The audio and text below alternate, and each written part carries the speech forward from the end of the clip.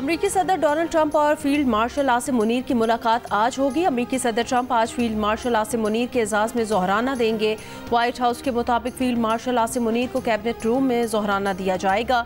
Field marshal Asim Munir की अमरीकी वजीर खारजा मार्को रूबियो और वजीर दिफा से भी मुलाकात मुतवक्की है।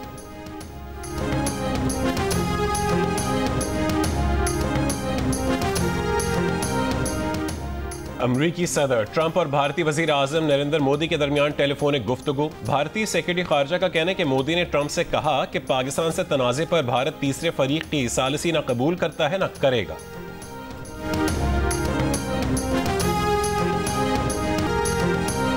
क्या ट्रंप को मसला कश्मीर को हल करने और अमन के लिए मोदी की इजाज़त दरकार है? तर्जुमान अमरीकी महकमा खारजा से सहाफ़ी का सवाल। टैमी ब्रूस ने कहा, सदर ट्रंप ने खुद कहा हर मुल्क को अपने मुस्तकबिल का तयन करने का हक हासिल है। वो मदद की पेशकश करते हैं, अब ये इस मुल्क पर मुनहसिर है कि वो उसे कबूल करता है या नहीं।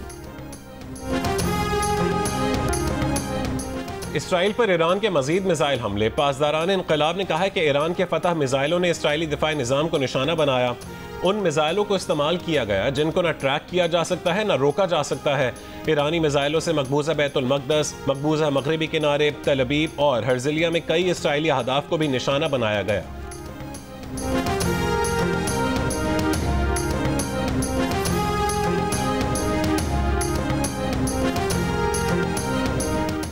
इसराइल के ईरान के कई शहरों में हमले। तेहरान में इमाम हुसैन यूनिवर्सिटी और सरकारी रेडियो की इमारत के करीब हमला।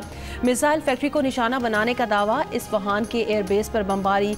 ईरानी फौज का 24 घंटों में इसराइल के 28 तैयारे मार गिराने का दावा। कहा तैयारों में से एक जासूस ड्रोन तैयारा भी था। इसराइली फौज की तरदीद। तेहरान के जनूब मगरबी कस्बे से दहशतगर्द ग्रुप गिरफ्तार। धमाका खेज मवाद बरामद।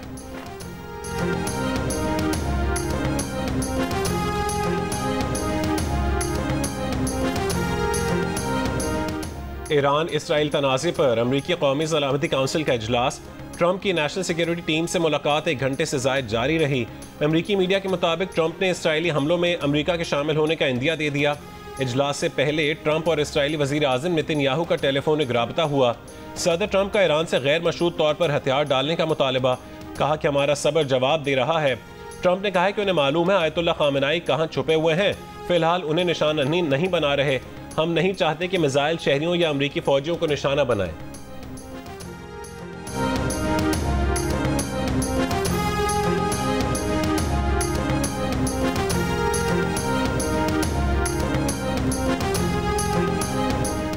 ईरान के सुप्रीम लीडर आयतुल्लाह खामेनेई ने फौज को हिदायत की है कि वो सहयूनी रियासत को सख्त रद्द अमल दे।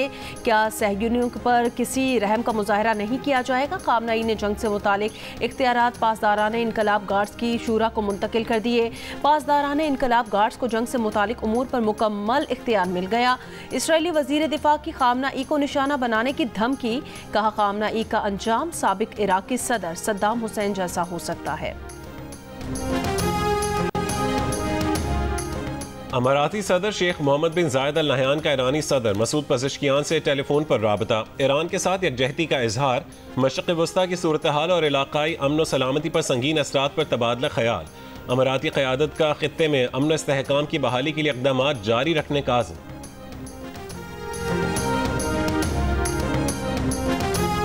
ईरान से मज़ीद 300 पाकिस्तानियों के तफ्तान बॉर्डर के रास्ते पाकिस्तान वापसी। तलबा, कारोबारी अफराद, खिलाड़ी, मजदूर, ज़ायरीन और सयाह शामिल हैं। तमाम मुसाफिरों को कोयटा रवाना कर दिया गया। असिस्टेंट कमिश्नर के मुताबिक आज मज़ीद पाकिस्तानी तफ्तान बॉर्डर पहुँचेंगे। पाकिस्तान से ईरान जाने वालों की इमिग्रेशन चौथे रोज़ भी बंद। तुर्कमानिस्तान से खुसूसी परवाज़ 107 पाकिस्तानियों को लेकर इस्लामाबाद पहुँच गई। ईरान में फंसे पाकिस्तानी ज़मीनी रास्ते से तुर्कमानिस्तान के शहर अशकाबाद पहुँचे थे।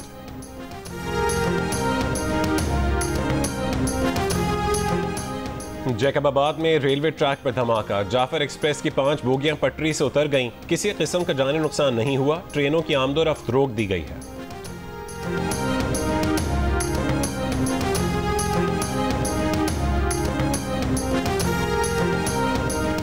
कराची की राशिद मिन्हास रोड पर शॉपिंग मॉल में लगी आग पर 4 घंटों बाद काबू पा लिया गया। कूलिंग का अमल जारी। छत पर लगने वाली आग चौथी मंजिल और तीसरी मंजिल तक पहुंच गई थी, जहां गारमेंट्स की दुकानें हैं। मुतासरा दुकानदारों का कहना है कि उनकी दुकानें जल गई हैं। शॉपिंग मॉल में आग बुझाने के मुनासिब इंतजामात नहीं। अलमिया ये है कि फायर ब्रिगेड को आग बुझाने के लिए पानी की कमी का सामना रहा। महकमा मौसमियात की आज से 21 जून के दौरान मुल्क के बेशतर मैदानी इलाकों में मौसम शदीद गर्म रहने की पेशगोई। शहरियों बिलखुसूस बच्चों, खवातीन और बुजुर्गों को एहतियाती तदाबीर इख्तियार करने का मशवरा। दिन 11 से दोपहर 4 बजे तक धूप में कम से कम निकलने और पानी का ज़्यादा इस्तेमाल करने की हिदायत।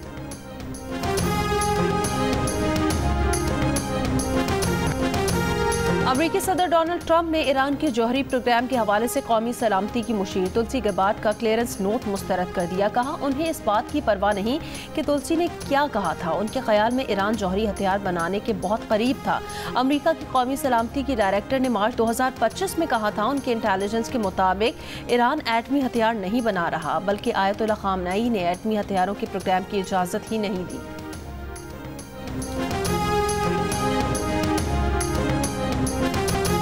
इस्राईली वज़ीर आज़म नेतन्याहू ईरान के जल्द ही एटम बम बनाने के दावे 3 दहाइयों से करते आ रहे हैं। 1992 से 2025 आ गया, मगर ये दावे सच साबित नहीं हो सके। ईरानी वज़ीर ख़ारजा भी कह चुके हैं कि नेतन्याहू ने अमरीकी सदूर को तकरीबन 3 दहाइयों तक अपनी जंगें लड़ने का झांसा दिया। नेतन्याहू अब एक और अमरीकी सदर और अमरीकी टैक्स दहिंदगान से खेल रहा है। इस्राईली हमलों का मकसद ईरान और अमरीका के दरमियान डील को ख़त्म करना है। अमरीकी टीवी शो के मेज़बान जॉन स्टुअर्ट ने भी नेतन्याहू की मुसलसल खाम ख्याली के वीडियो क्लिप्स शेयर किए।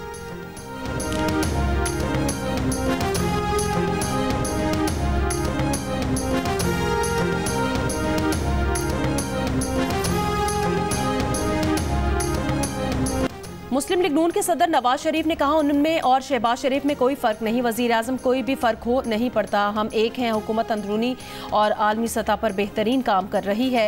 मौजूदा हालात में सबको मिलकर काम करना चाहिए। लंदन में ज़ोहरानी की तकरीब से खिताब के दौरान कहा ईरान के खिलाफ जारियत हो रही है। ईरान के मामले पर हुकूमत पाकिस्तान का मौक़िफ़ हक़ पर मबनी है। पाकिस्तान ने भारत की जारियत के खिलाफ अपना दिफा किया। हमारी फ़ौजी सलाहियत दिफा के लिए है।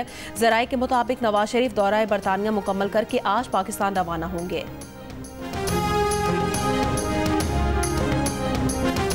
नफरत, तासुब और तंग नजरी को हर मुहास पर शिकस्त देनी है। किसी को भी नफरत के बीज बोने की इजाज़त नहीं दी जाएगी।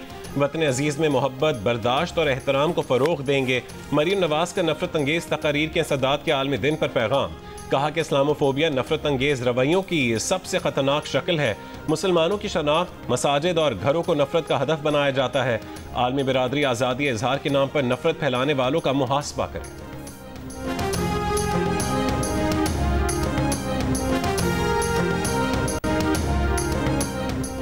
हुकूमत सिंध की तर्जुमान सादिया जावेद ने कहा कि कराची के मास्टर प्लान को छेड़ने वाली दोनों जमातें दावा करती हैं कि सब पीपी ने किया। कमर्शलाइजेशन की इजाज़त डिक्टेटर के ज़माने के बल्दियाती निज़ाम में दी गई। इस वक्त कराची का हर रोड कमर्शियल है। कराची का मेयर सिर्फ 22% एग्जीक्यूटिव पावर रखता है। Cantonment, railways, KPTB mayor Karachi के कंट्रोल में होने चाहिए।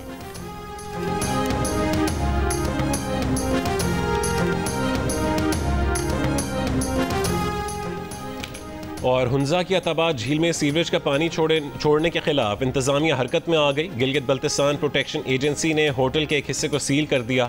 गैर मुल्की सयाहों ने झील में सीवरेज का पानी छोड़े जाने और वहां से बदबू आने की निशानदेही की थी।